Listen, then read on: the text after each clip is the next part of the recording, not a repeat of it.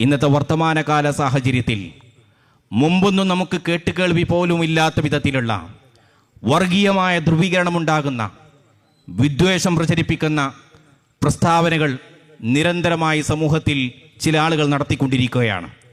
ഒരു കാര്യം ഞാൻ വളരെ കൃത്യമായി പറയാൻ ആഗ്രഹിക്കുന്നു. നമ്മുടെ നാടിന് ഒരിക്കലും അത്തരത്തിലുള്ള സമീപനം ഒരിക്കലും സ്വീകാര്യോഗ്യമല്ല. ഈ നാടിൻ്റെ ഒരു പൊതുമനസ്സുണ്ട്. ഈ നാടിൻ്റെ പൊതുമനസ്സ് ബഹുസ്വരതയെ ചേർത്ത് നിൽക്കുന്ന മനസ്സാണ്, പരസ്പരം ചേർന്ന് നിൽക്കുന്ന മനസ്സാണ്, പരസ്പരം ഒരുമിച്ച് നിൽക്കാൻ ആഗ്രഹിക്കുന്ന മനസ്സാണ്. ഈ മനസ്സുകളെ മതത്തിൻ്റെയും ജാതിയുടെയും രാഷ്ട്രീയത്തിൻ്റെയും പേരിൽ വർഗീയമായി ഭിന്നിപ്പിക്കാൻ ആര് ശ്രമം നടത്തിയാലും അതിനെതിരെ ഈ നാട്ടിലെ പൊതുസമൂഹം ഒന്നിച്ചു നിന്ന പാരമ്പര്യമാണ് കഴിഞ്ഞ കാലങ്ങളിലൊക്കെ നമുക്ക് കാണാൻ കഴിയുന്നത്. അതുകൊണ്ട് സമൂഹത്തെ ഭിന്നിപ്പിക്കുന്ന ഒരു നിലപാടിനോടും അതിനോട് ചേർന്ന് നിൽക്കാനോ യോജിക്കുവാനോ നമുക്ക് കഴിയില്ല. ഇവിടെ ഒരുപാട് സംഘടനകളുണ്ട്, ഒരുപാട് ആദർശങ്ങളുണ്ട്, ഒരുപാട് ചിന്തകളുണ്ട്. പലപ്പോഴും ജമാഅത്തെ ഇസ്ലാമിയെക്കുറിച്ച് നമ്മൾ പറയാറുണ്ട്. ജമാഅത്തെ ഇസ്ലാമി എന്ന് പറയുന്നത് അഹ്ലുസുന്നത്ത് വൽ ജമാഅത്തിൻ്റെ ആശയങ്ങൾക്ക് ഒട്ടും യോജിക്കാത്ത, എന്നാൽ പൊളിറ്റിക്കൽ ഐഡിയോളജി വെച്ച് പുലർത്തുന്ന ഒരു സംഘടനയാണ് ജമാഅത്തെ ഇസ്ലാമി.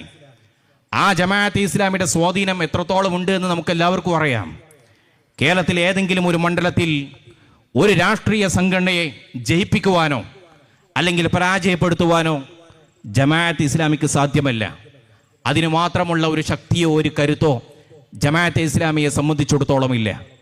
എന്നാൽ ജമാഅത്തെ ഇസ്ലാമി മുന്നോട്ട് വെക്കുന്ന അവരുടെ മാധ്യമ PR നെറ്റ്വർക്ക് കണ്ടു അതിൽ പ്രചോദിതരായി ആ ജമാഅത്തിനെ ചേർത്ത് വെക്കാൻ പല കാലങ്ങളിലും ഇവിടെ ശ്രമങ്ങൾ ഉണ്ടായിട്ടുണ്ട്.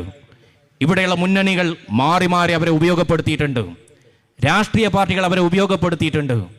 ഒരിക്കലും ശരിയായ സമീപനമല്ല.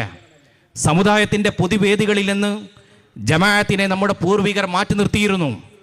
കോട്ടക്കൽ കഷായം എന്ന പേരിൽ അഭിവന്ദരായ പാണക്കാട് സയ്യിദ് മുഹമ്മദ് അലി ശിഹാബ് തങ്ങളെ പരിഹസിച്ചുകൊണ്ട്, മോശമായി ചിത്രീകരിച്ചുകൊണ്ട് ജമാഅത്തെ ഇസ്ലാമിയുടെ നേതാവ് ലേഖനം എഴുതിയത് പൊതുവേദിയിൽ നിന്ന് ജമാഅത്തിനെ മാറ്റി നിർത്തിയത് കൊണ്ടാണ്.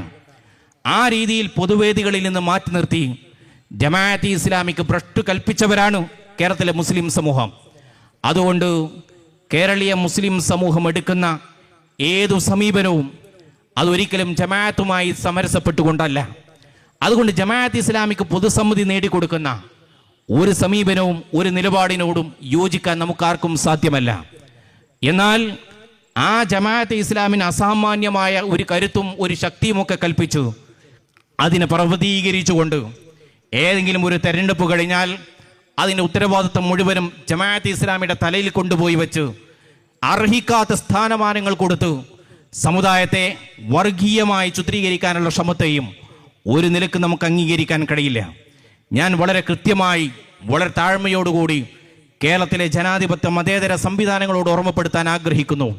ഒരു കാരണവശാലും വർഗീയതയോട് സമരപ്പെട്ടുകൊണ്ട്, വിദ്വേഷത്തോട് അതിനെ താരാട്ട് പാട്ടിക്കൊണ്ട് ഒരു നിലപാടും ഒരു സമീപനവും എടുക്കാൻ പാടില്ല. മുങ്ങിത്തായുന്ന ജമാഅത്തെ ഇസ്ലാമിക്ക് ഒരു പിടിവള്ളിയിട്ട് കൊടുക്കുന്നത് ഒരിക്കലും ശരിയല്ല. ആ ജമാഅത്തെ ഇസ്ലാമിയുടെ പേര് പറഞ്ഞു ഈ നാട്ടിൽ വർഗീയമായ ധ്രുവീകരണം ഉണ്ടാക്കുന്നത് ആത്യന്തികമായി ആർക്കാണ് ഇവിടെ ഗുണകരമാകുക എന്നുള്ളത് കൂടി നമ്മൾ ആലോചിക്കണം. തെരഞ്ഞെടുപ്പുകൾ മാറി മാറി വരും. പക്ഷെ താൽക്കാലികമായ നേട്ടങ്ങൾക്ക് വേണ്ടി ഈ രീതിയിലുള്ള പ്രചരണങ്ങളൊക്കെ ഉണ്ടാക്കിയാൽ ഒരുപക്ഷെ താൽക്കാലികമായ രാഷ്ട്രീയ നേട്ടങ്ങൾ ഉണ്ടാകും. ആത്യന്തികമായി അതൊക്കെ ഗുണകരമാകുന്നത് ഇവിടെയുള്ള ഫാഷിസ്റ്റ് ശക്തികൾക്കാണ് എന്ന തിരിച്ചറിവ് നമുക്ക് ഓരോ ആളുകൾക്കും ഉണ്ടാവണം എന്ന് സാന്ദർഭികമായി സൂചിപ്പിക്കുകയാണ്. വർഗീയതയെയും തീവ്രവാദത്തെയും ഒറ്റക്കെട്ടായി പ്രതിരോധിച്ചവരാണ് കേരളത്തിലെ പൊതുസമൂഹം. നമ്മുടെ മലപ്പുറം ജില്ലയെക്കുറിച്ച് എത്രമാത്രം വിദ്വേഷജനകമായ പ്രസ്താവനകൾ പലപ്പോഴേ നമ്മൾ കണ്ടതാണ്.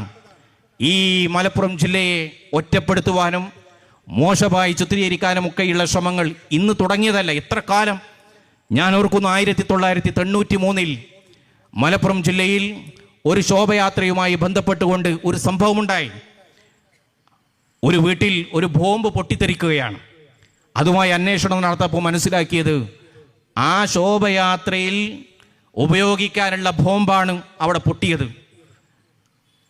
അതുമായി നിഷ്പക്ഷമായ അന്വേഷണം നടത്തിയിട്ട് ആ കാലഘട്ടത്തിലെ മലപ്പുറം ജില്ലയിലെ SP ആയിരുന്ന ഉമ്മൻ കോശി പറഞ്ഞൊരു വാക്കുണ്ട്: മലപ്പുറം ജില്ലയെ ദൈവം സംരക്ഷിച്ചു, മലപ്പുറം ജില്ലയെ ദൈവം കാത്തുവന്നു.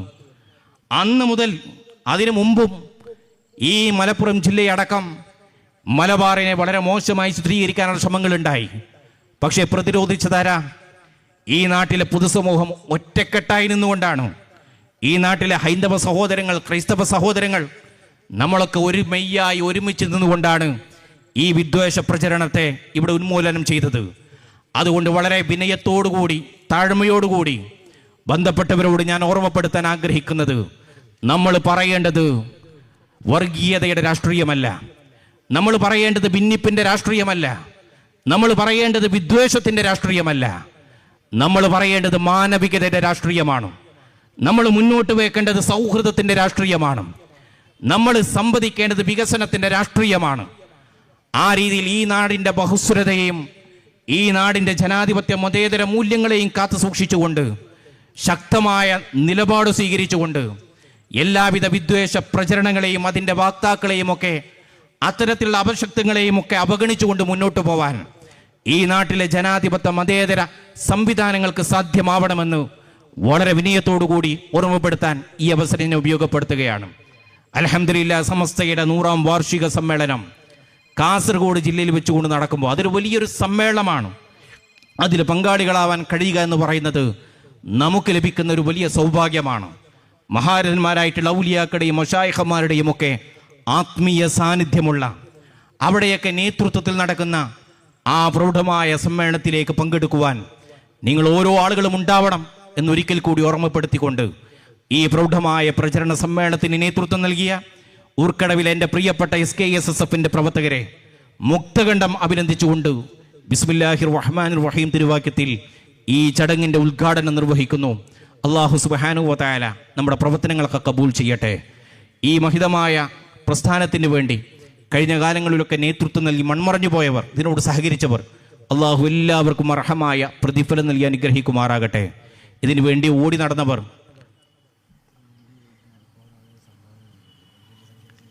നമ്മുടെ പരിപാടിയുടെ വിജയത്തിന് വേണ്ടി സാമ്പത്തികമായും ശാരീരികമായും ഒക്കെ സഹകരിച്ച ഒരുപാട് സഹോദരങ്ങളുണ്ട്.